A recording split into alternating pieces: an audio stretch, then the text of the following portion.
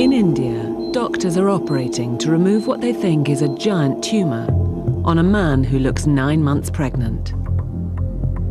But when they cut him open, they are horrified by what they find inside. I put my hand inside, and to my surprise and horror, I could shake hands with somebody inside.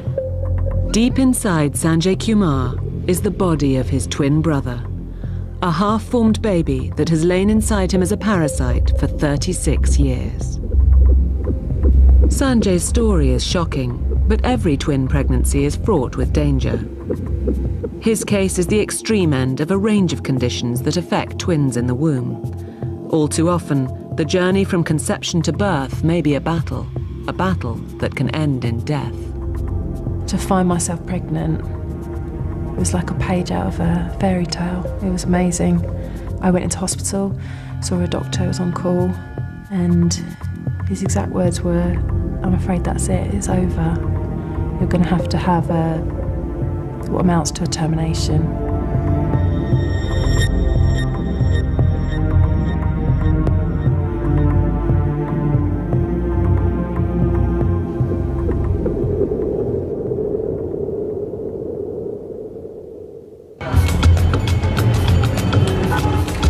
May 1999, the city of Nagpur in India. On a hot summer night, 36-year-old Sanjay Kumar is rushed to hospital.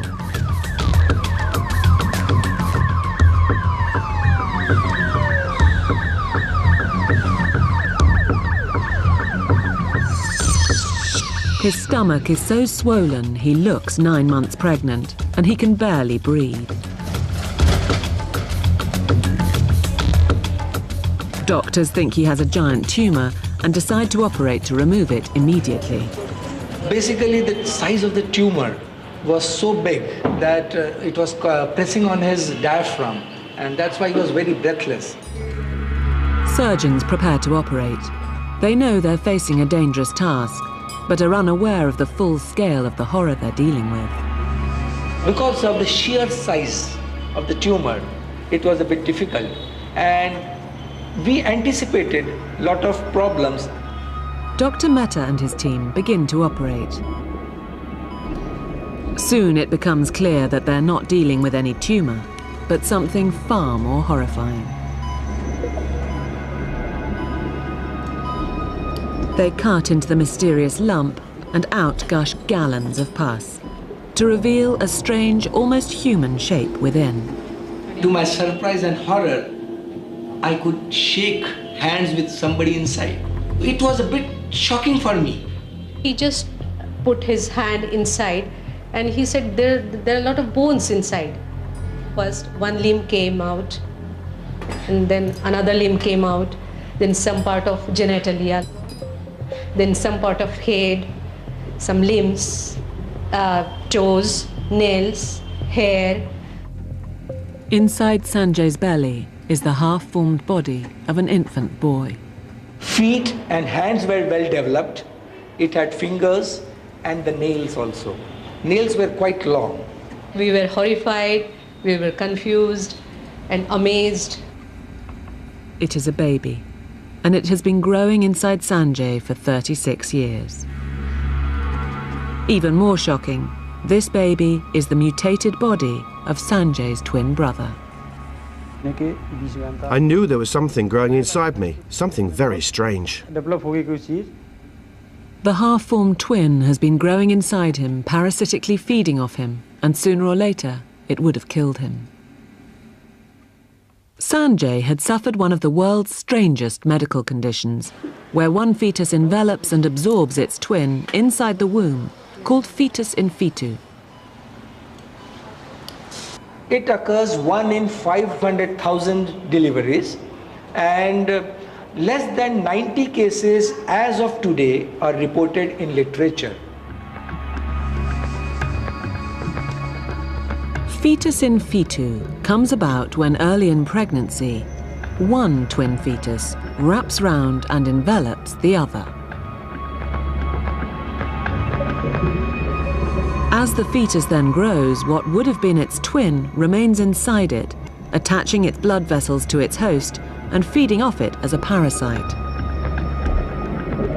Normally, fetus in fetu is diagnosed in the womb or soon after birth.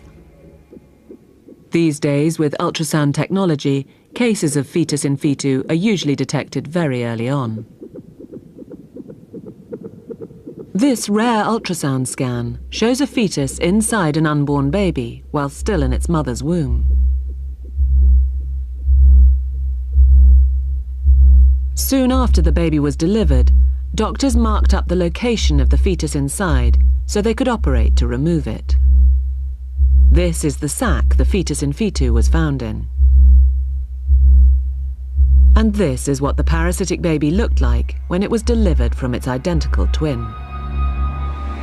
But Sanjay's case is unprecedented. Doctors were baffled as to how his parasitic twin could have gone undetected for as long as 36 years.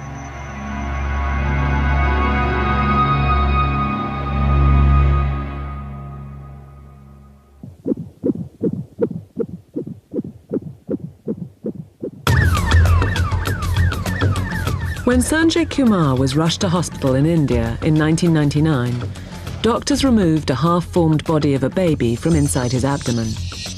It was his twin brother, and it had been growing inside him for all 36 years of his life. It's a rare condition known as fetus in fetu, and no other case has ever gone untreated for so long.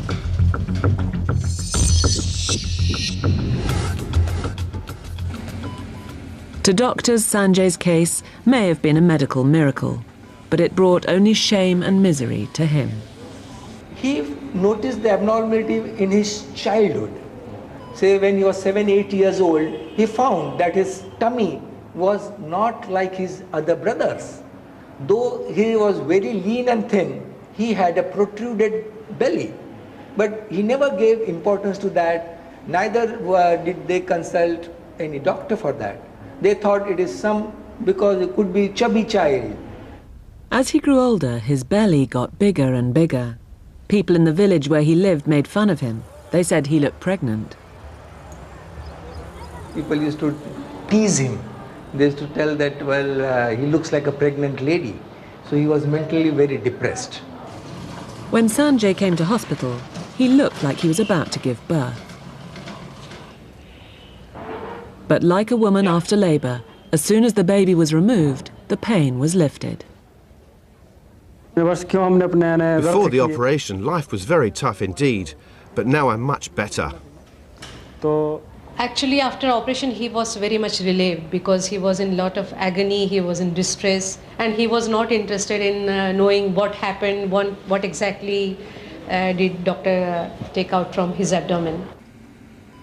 Although it was a baby, Sanjay's twin, like all fetus in fetu, was too underdeveloped to be viable.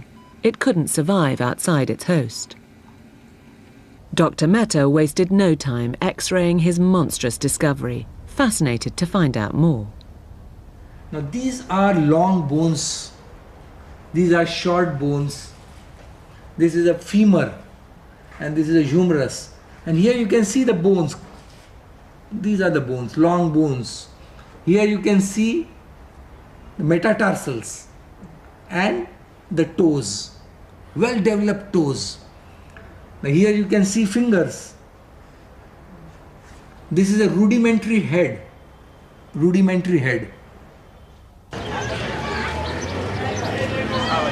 But even though he had been given a clean bill of health, there was no let-up in the humiliation heaped on Sanjay. They still ridicule him. Now they say, yes, you went for an operation and you delivered the baby. Fortunately, Sanjay's experience is extremely rare, occurring less than 1 in 500,000 pregnancies. Nicholas Fisk is Professor of Obstetrics and Gynecology at Queen Mary Hospital in London and a world authority on all twin pregnancy complications. Of all those complications of single placenta twins, fetus in fetu is by far the rarest, 1 in hundreds of thousands, so that as a fetal medicine specialist dealing with these single placenta twins, I would hardly ever see it. For every baby, the journey from conception to birth is fraught with dangers, And for twins, this journey is the most dangerous of all. Twins have much greater risks than a single pregnancy, and it's not just because there are two babies instead of one, it's not twice as high. So, for instance, the chance of a baby dying in a twin pregnancy is around 3 to 4% from the time that pregnancy gets to 24 weeks until the parents would normally take the twins home.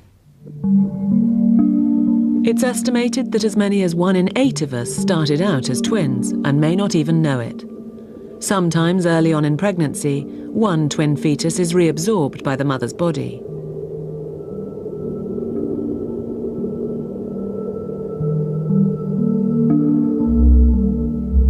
Most never know that what ended up as one baby began as 2. But sometimes at birth, doctors can detect the remnant of the former twin, an outline flattened. They call it fetus papyraceus, the paper baby. At other times, the twin does manage to develop, but only partially. There's a really bizarre condition where they share their blood flow, but one of them doesn't develop normally, and it becomes a parasite fed by blood flow from the other one. So 1 in 35,000 pregnancies, this single placenta twin develops without a heart and without a brain. It's called an acardiac twin.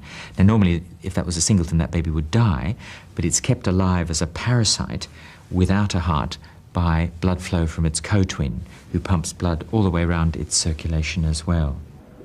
But much more common, and every bit as deadly, are problems that affect unborn twins even when both are developing normally. Dangers can arise from the way twins share space in the womb, especially when both twins are growing in the same amniotic sac. And their cords can loop around each other like a queue or macrame. It's a bit like 2 kittens with a ball of wool, and then if that pulls tight, they can die inside the womb. That happens at least 30% of the time with single sac twins. Every twin pregnancy may be a battle in the womb. This rare footage shows one twin punching its sibling. But frequently it's not just a squabble over space, but a battle over resources. The way twins compete over the blood flow and vital nourishment coming from the mother often leads to the death of one or both unborn twins.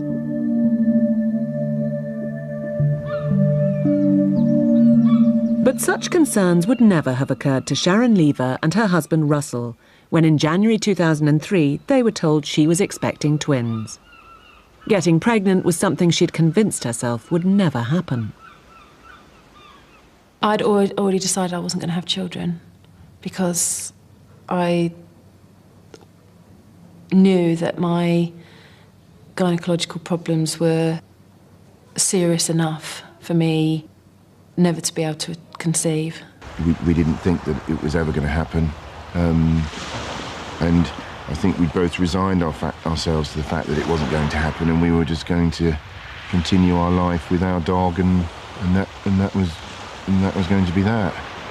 If people had babies around me, I would move away because I just didn't want the question, oh, when are you going to have them? Because I was entering that phase in my life where people ask, certainly women and some men, that question. So I didn't want to ever have that conversation with anyone.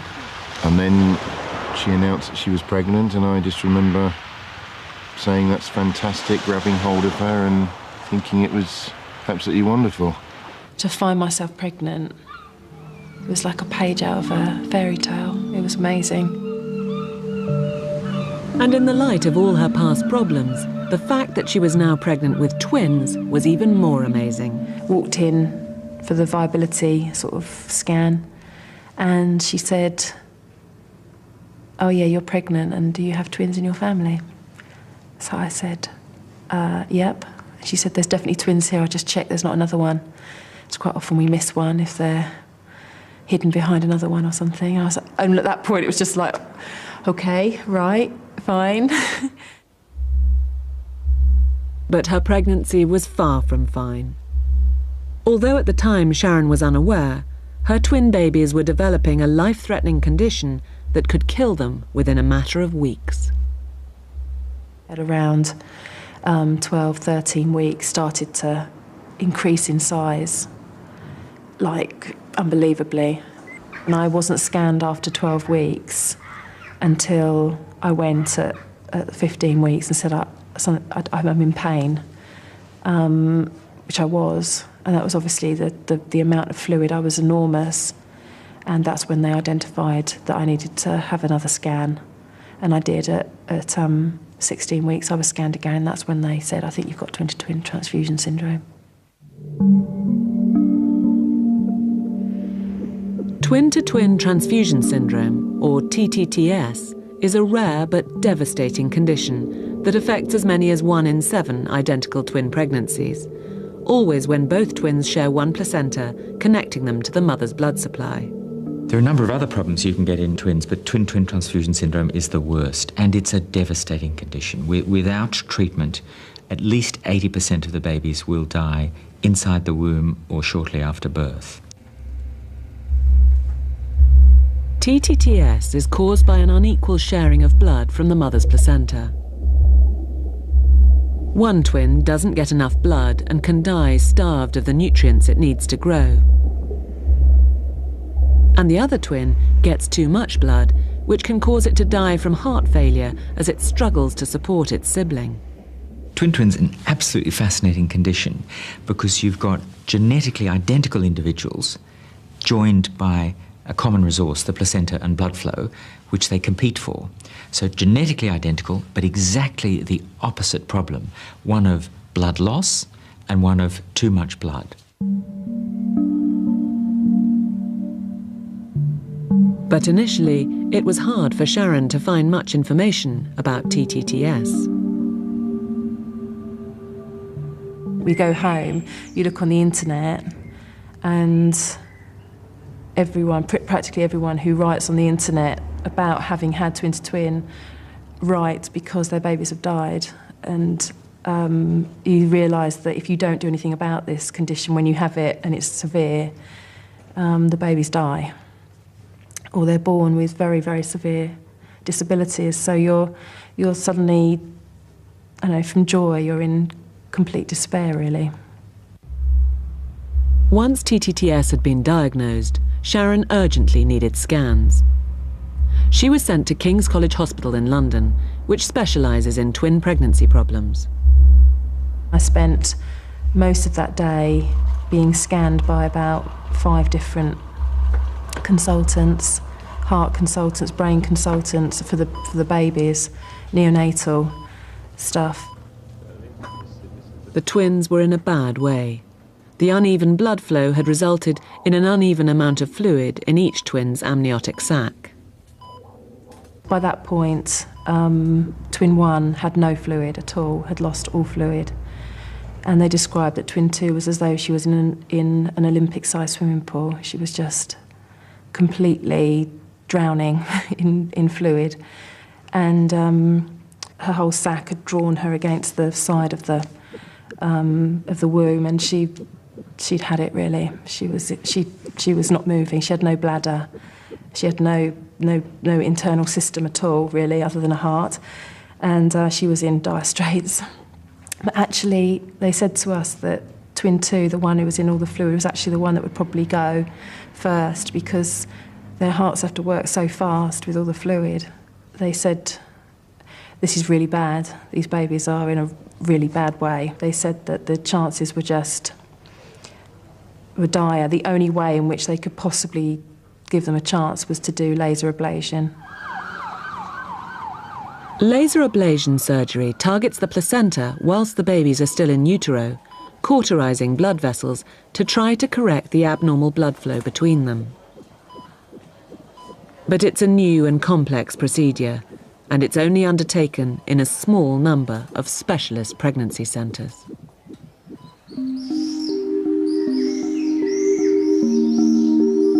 20-year-old Brittany Smith lives in the American state of Mississippi. Last year, her house was destroyed by Hurricane Katrina, and she now lives in a caravan with her husband, Chris. She's also 5 months pregnant with twins. I was probably about 3 weeks pregnant. Well, I started bleeding and went to the emergency room. And that's when I found out I was having twins. They did an ultrasound at the hospital. I was bleeding for a couple months, and I was going to the doctor like once a week, and, And he was checking me every week, and, you know, he didn't understand, you know, what was going on. Yeah, I was really scared. Just as happened to Sharon Lever, Brittany's local doctor diagnosed her with TTTS.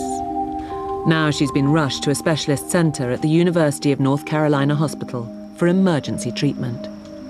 I just thought it was like a disease, like, you know, like something was really, really wrong with him, and it was. Dr. Anthony Johnson runs the pregnancy clinic here.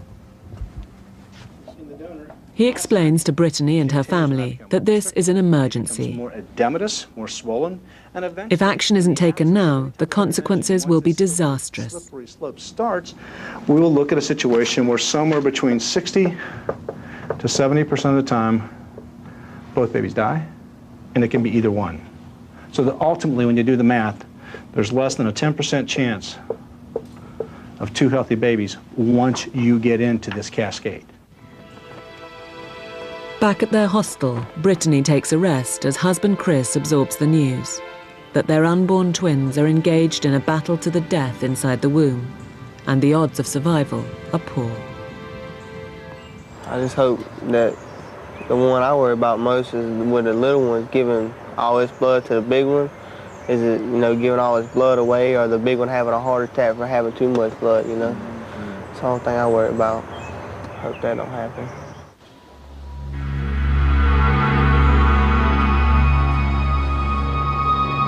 Scan after scan follows during the next few days as the babies are closely monitored. With TTTS, a close check is required as the unborn baby's condition can quickly deteriorate, threatening their lives.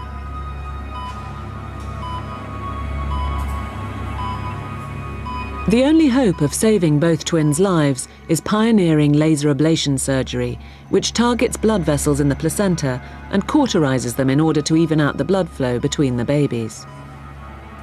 Telescopic laser surgery for this disease has been a terrific advance and made a huge difference. It can completely stop the pathology in its tracks so that both babies recover, the small one grows, reaccumulates its fluid, the big one stops peeing as much, its heart failure reverses, and they both go on and everyone lives happily ever after.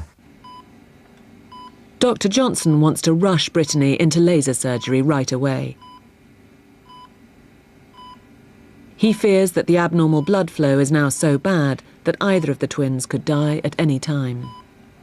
We're wanting to come out with 2 babies, and that's the safest one to, you know, to come out with 2 babies. Well, there's still that chance that we might only get one. But you know, we want to try. What you crying for? Because I can't go through the skin. What?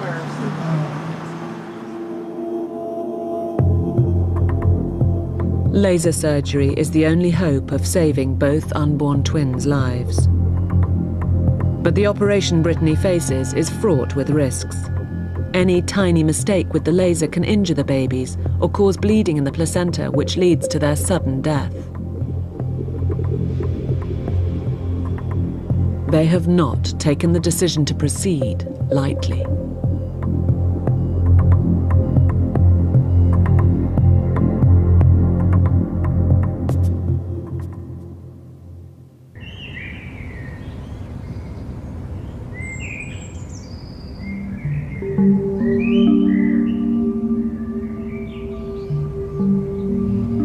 Brittany Smith, accompanied by her husband Chris and his mother Frinda, is on her way to hospital for emergency laser ablation surgery on her unborn twins. The laser surgery is the only hope of saving her babies.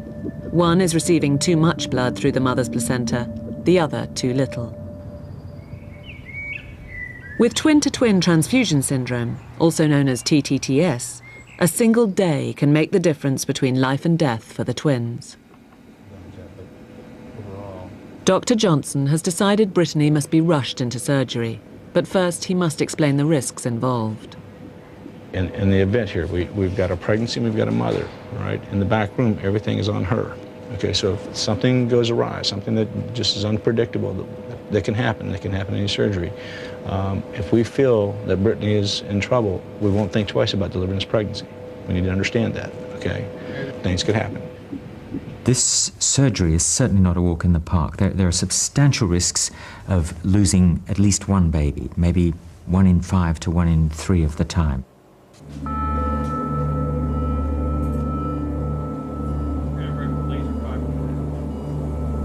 The operation is to be performed under local anaesthetic. The point of the laser is less than 6 millimeters across and is introduced down a tube.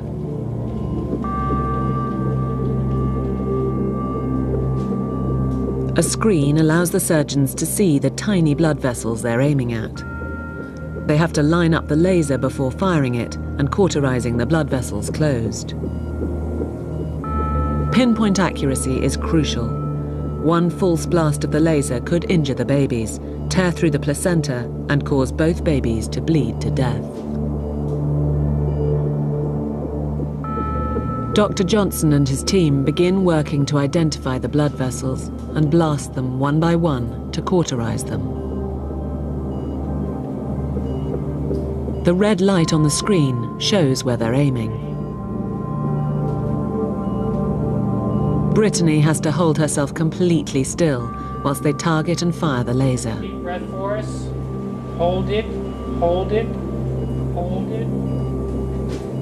The surgery is supposed to last about half an hour, but after nearly 2 hours, Dr. Johnson and his team are still operating. Brittany's twins are lying awkwardly, and it's hard for the laser to reach all the blood vessels they need to seal. Worse, every time they fire the laser, a small amount of blood escapes into the womb, clouding the fluid there and making it harder and harder to see.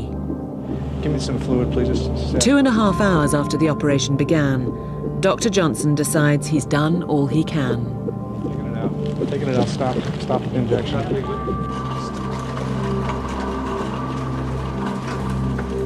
Brittany is wheeled into recovery. She's had a bad reaction to the local anaesthetic and is cold and exhausted. Dr. Johnson, yes, ma'am. Everything goes good. How long will you expect to keep? She'll be here for at least 48 hours. Okay, and the first 24 is going to be the most. 48 hours.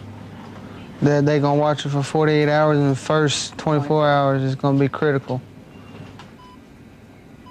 The worst thing is that nobody knows if the operation is a success.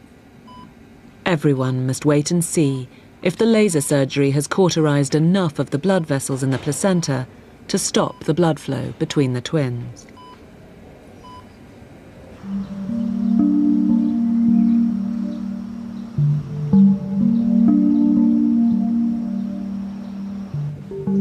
Later on that day, Dr. Johnson breaks the news to Brittany that the operation wasn't as straightforward as they'd hoped. What happened was, the way the baby was laying, he was laying across the body of the placenta, okay? So we would turn you from side to side to try and get the big one to roll off. So we tried to go across, and when we went across, as long as we were going across the chest, it's fine, but when we went across here, across the neck, you push here on these vessels, and the baby didn't like that, and his heart rate went down. And then we stopped, and it came back up. Tomorrow morning for us is going to be critical to see what the babies do. Do they sustain the process? But tomorrow morning is going to be the most critical time for us. Only then will Dr. Johnson be able to judge if the laser surgery has worked. And the uncertainty is taking its toll on the young mother. I'm depressed, scared, you know, not knowing what to expect more, and hopefully everything will be okay.